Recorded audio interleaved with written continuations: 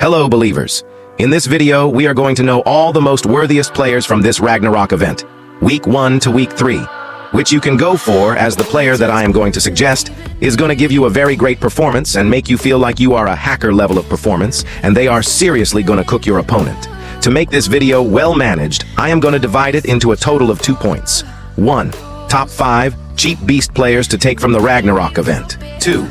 Top 5 deadliest players to claim from the Ragnarok event. So believers, this video is really going to be important if you guys are thinking of taking players from the Ragnarok Mighty Winter, and for important contents like this, you can subscribe to the channel, plus turn on the notification bell icon as you will get notified whenever I upload more like this. Now, let's move to point number 1. Top 5 cheap beast players to take from the Ragnarok event. So, firstly, we are going to talk about the 5 amazing players from this Ragnarok event who are cheap on shards price, plus performance-wise also, you can go for that specific card. Also, bros, this time, my recommendation is going to be in point 1, 2, and 3. If I give 1 point then, think that player is recommended less. If I give 2 points, think that player is mid-recommended, whereas if I give 3 points then, think that player is highly recommended. Now, in the number 5, we have Keen. Recently, if you use center defensive midfielder then, Keen is a cheap beast center defensive midfielder that you can get in the game right now. Performance-wise also he is good, and I have tested him when he came. He has 5-star stamina, which is a good thing. Talking about then, pace, this much acceleration and sprint speed is enough for a center defensive midfielder. Passing and dribbling is also decent where, talking about defending attributes and physical, he is a really good CDM. He has a high defensive work rate, and in-game positioning is also great on him. And talking about traits, he is a playmaker, plus has dive into tackles trait. That's a really good thing. He is one of the most balanced CDMEA launched throughout the Ragnarok event. They launched 3 CDM throughout Ragnarok, and each player launched on 500 shards in each week. Keen came on week 1, Mascherano came on week 2, who can be good replacement if you need Keen replacement. And in the week 3, they launched Cambiaso.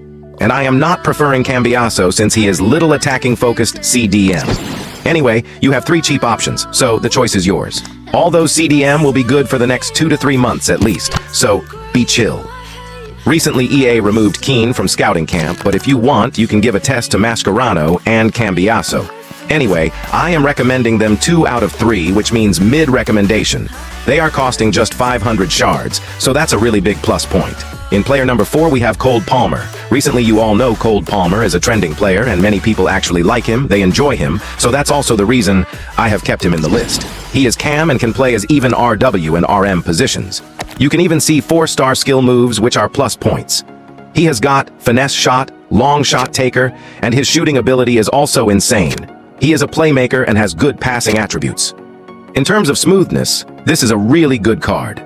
Overall, being cam, positioning, and performance, everything is good on him. However, he costs 1,000 shards, and if you want cheaper cam than Palmer then, we have Bergkamp, who comes on 200 less shards than Palmer, and he is also good in performance.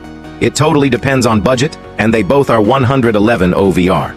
Anyway, you can test both of them in scouting camp, so just give a test, and if you like, take it.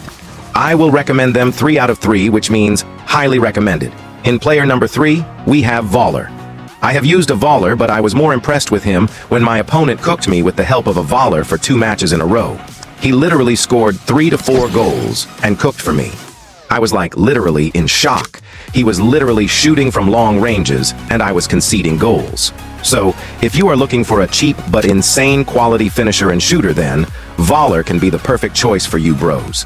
He has got 5-star stamina, 4-star skill moves. He has 126 pace, which means definitely good for next 3 months. Dribbling is 116, so you might not feel too quick, but I felt in terms of dribbling he is mid, and you can even get good physical in Voller.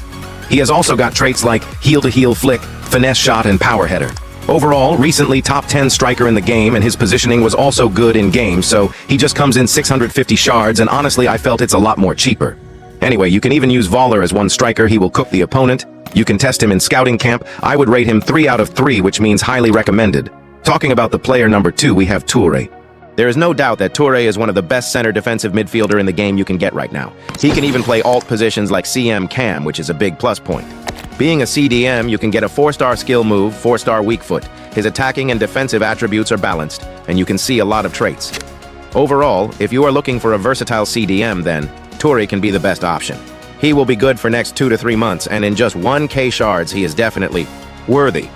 If you wish, you can test him in the scouting camp. I would rate him 3 out of 3, which means highly recommended. Finally, moving to player number 1, we have Garincha. He is recently a top 5 to top 10 right winger in the game. He can even play in left wing. You can get 5-star skill moves. When testing, I found that he is recently one of the smoothest wingers in 1 versus 1 situations. He is really deadly and can brutally destroy opponents. A bit lacking in traits and in game positioning. You can get him on 1k shards, which means it's a cheap price for a right winger. If you wish, you can test him in the scouting camp. Overall, I will rate him 2 out of 3, which means mid-recommendation. So bros, that's all for the cheap beast players list. Those were some of the most amazing cheap beast players which I will recommend from Ragnarok Part 1. Now to discuss the expensive but absolutely amazing players, let's move to point number 2. Top 5 deadliest players to claim from the Ragnarok event. Moving to player number 5, we have Carvajal or Lizarazu. Lizarazu is recently in the top 10 left back in the game. Defensively, I felt Lizarazu is a really good card, as I saw him intercepting players a lot of times, and also, he was very active in the field. Apart from the defensive line, he is good at making attacking runs. He has 128 pace, which is incredible, and such a left back gets irrelevant slowly, so you can expect him to be good for the next 3 months. A bit bad physically and short left back. I believe the left back should be with a little bit more height, but also this is a balanced card and performs well in matches. He has also dive into tackle traits. Anyway, 110 OVR card, and after 3 months, 110 you must replace in case you want to reach 117 to 118 OVR, so that's the big deal. Now, talking about shards price, just 650 shards is really less for a left back, and I am recommending him 3 out of 3, which means highly recommended. If you want, you can also go for Carvajal. If you need right back, as he is also a good card, but I haven't used Carvajal yet, so we'll not talk more about him. You can use Lizarazu in scouting camp, but not Carvajal. In the player number 4, we have Blanc. Blanc is one of the best center back in the game right now. He is with good height, pace is decent. Sometimes I felt pace is a bit slow in terms of good stunt strikers, however. Against the players like Nedved, Janola also, he was defending well. His marking, tackling, awareness, and strength is good. Apart from that, his heading is also good. Have to say, he lacks on the defending traits, but still his in-match performances are really good. Now, talking about the work rate, he has a high defensive work rate and medium attacking work rate. In-game positioning of Blanc is really good, and mostly he stays in the defensive lines and rarely comes in the opposition sides. Overall, Blanc can be top 4 to top 5 center back in the game.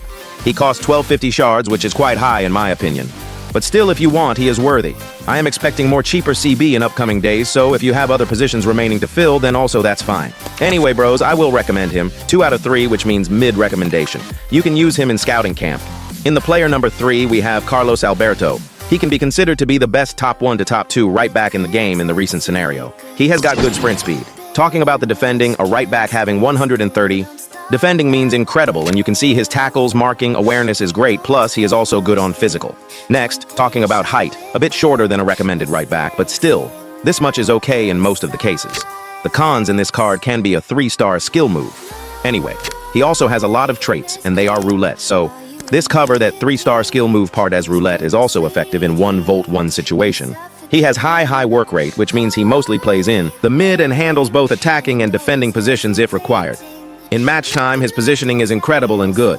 Overall, best right back at the moment, however, the cost is expensive. He costs 1,500 tokens, and that's very high. So I am recommending him 2 out of 3, which means mid-recommendation. And for P2W, I will recommend 3 out of 3. Also, you can't use him on scouting camp as he is not available. Talking about the player number 2, we have Best. I have already reviewed this Best 111 left wing card in my shorts video, and bros, this card is really amazing. He is one of the best left winger in the game right now, with no doubt and fastest player. Seriously, 135 pace, 137 acceleration, which means there is no player in the game who can come back to the original sprint speed faster than him. That's amazing, however, having 4-star stamina is a big cons on this card. His finishing is good, long shot is decent, however bad side can be lacking shooting or other traits, and 4-star weak foot. Also, he has medium-low work rate, and that's the reason I felt like he drops to the midline a lot when you are not having the ball in possession, and coming back a lot and joining in attacking a lot makes his stamina drains little quicker than in other wingers. Even though he has an extremely pacey run, that's the main reason I don't consider Best in top 1. I can say that he can be on top 2 to top 4 left wing in my opinion. Overall, he has less height due to which stunt works well, however in many tight 1 versus 1 situations. He lacks to execute and get intercepts a lot due to having bad physical. I will recommend him 3 out of 3 as he just costs 1250 shards. Also, he is not available in the scouting camp. Finally, moving to player number 1, we have Janola.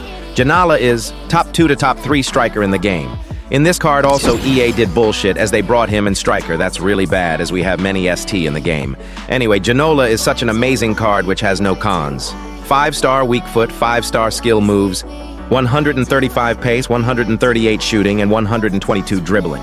He is also a playmaker and he can play ALT positions like Cam, LW. Physically, he is very strong and helps to score a lot. I think you can definitely go for Janola. I will recommend him. 3 out of 3. He will be relevant for the next 3 to 4 months at least. Anyway, he is expensive and costs 1500 shards. Overall, I will recommend him 3 out of 3, which means highly recommended. Now, bros, tell me if I've missed any players. Talking about whether you bros should take any players right now or not, it depends on you. We have 3 more weeks of the Ragnarok after daybreak, and I suggest at least wait for next Thursday and see whether the Rangarno Mighty Winter Shards will be useful in the after daybreak of the Ragnarok or not. Now, bros, tell me if I've missed any players. Anyway, believers, that's all for this video. I will meet you with the next one. Till then, your lovely host, Mr. Believer, signing out.